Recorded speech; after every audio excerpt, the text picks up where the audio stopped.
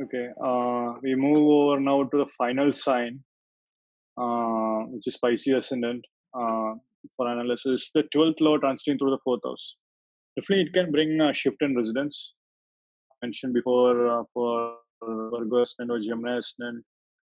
Definitely, there can be a shift in residence. If you have been planning on getting a new home, perhaps rebuilding your home, something of that, this would be the time for sure for Pisces.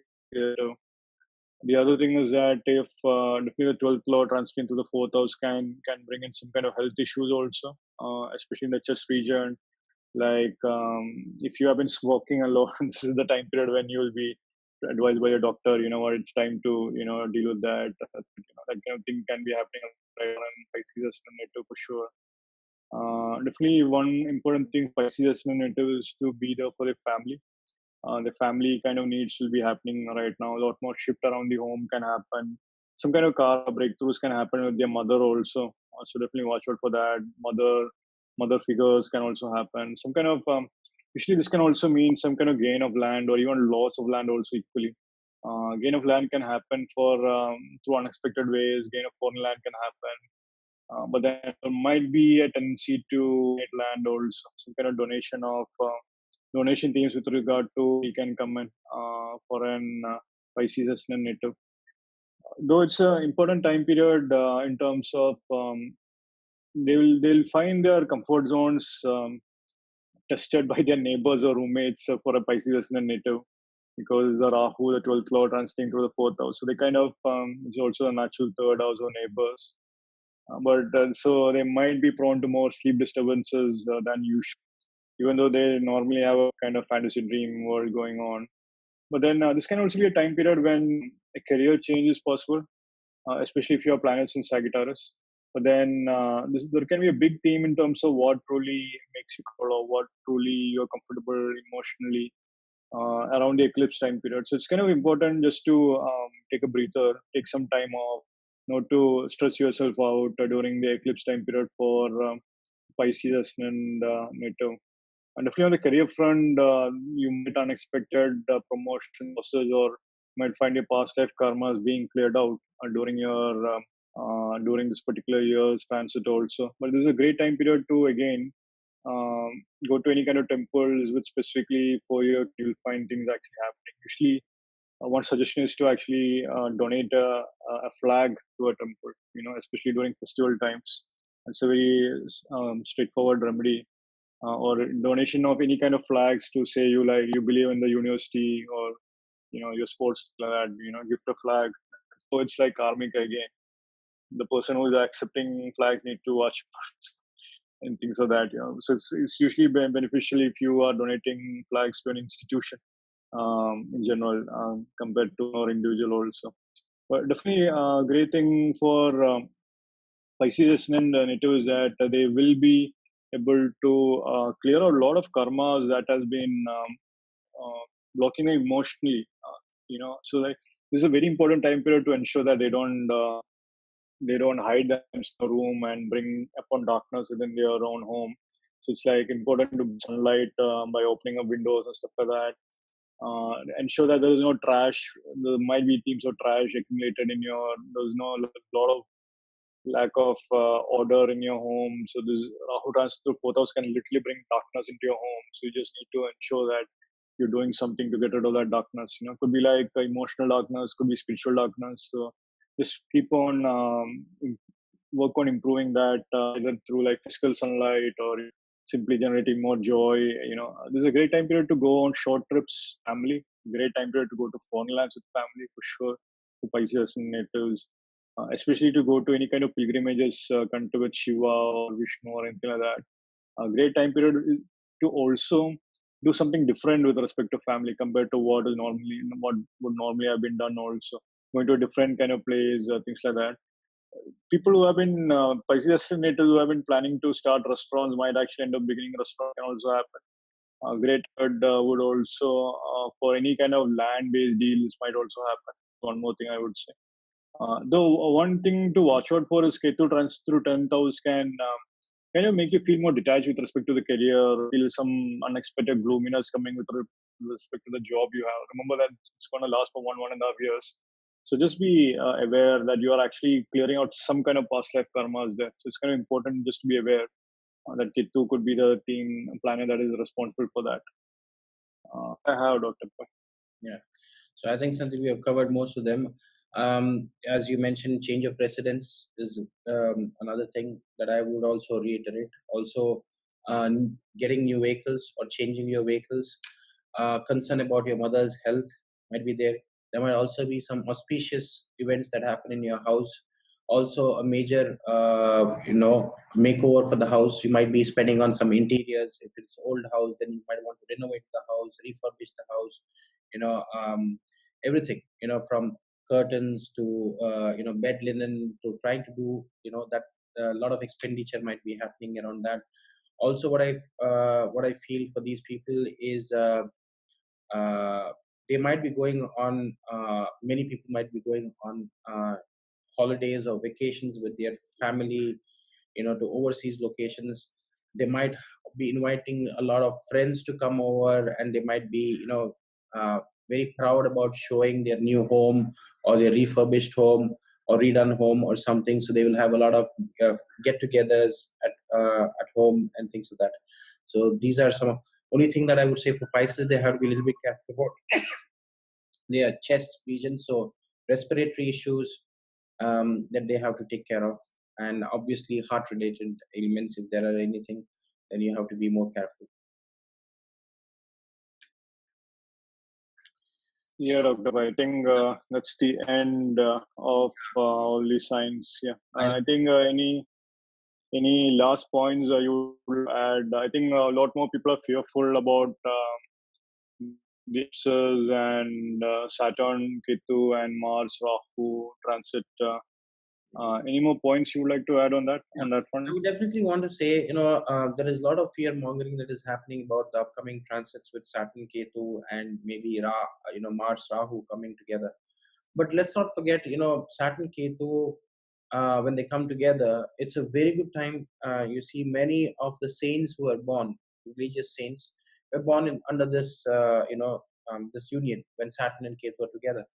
So Saturn Ketu also, what I want to say to everybody with this transit, when Saturn Ketu is together, Saturn Ketu represents Hanumanji. Why? Because Saturn is a servant, and Ketu is the tail, and Saturn is about the devotion, and structure, and Hanumanji is about devotion, loyalty towards his master. So Saturn Ketu is a good time for you people to do a lot of sadhana to Hanumanji, especially I would say to the five-faced Hanuman, which is called Panchamukhi Hanuman, because in the Panchamukhi, the five-faced Hanuman, the east, you have Hanuman who himself is facing the east. So east direction he controls. The west direction is controlled by the Lord of the Birds, which is Garuda. The north is controlled by Adi Varaha Swami, which is the boar avatar. South is Narasimha avatar, which is the man lion form of avatar, and then Hayagriva is facing upwards towards the sky of knowledge and intelligence.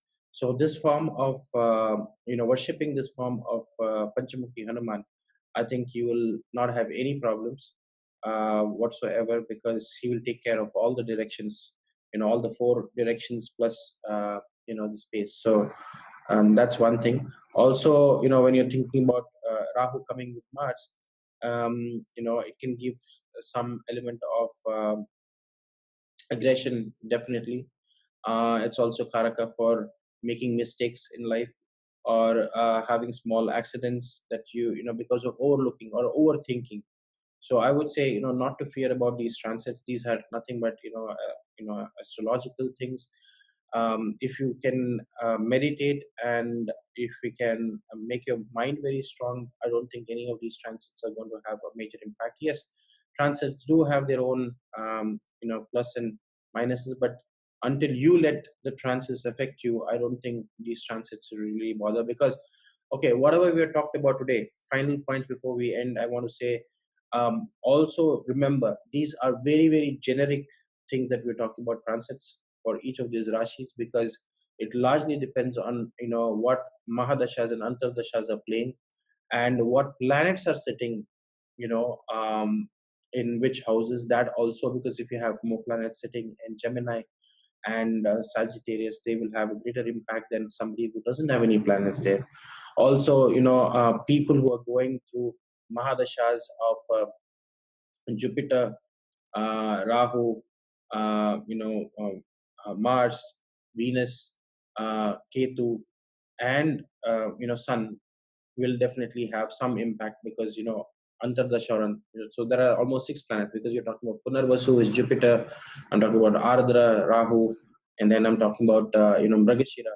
So anybody who's going through all of them will have some influence about this transit. But again, it depends on what ascendant you are. So there are so many permutation and combinations. These are very broad guidelines that we have given as part of this discussion. But then you'll have to go and understand what this transit means to you on a personal level.